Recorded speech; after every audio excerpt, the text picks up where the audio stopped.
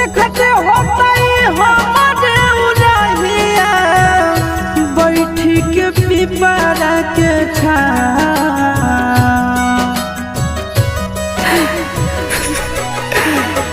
देखते होता हमारे उड़हिया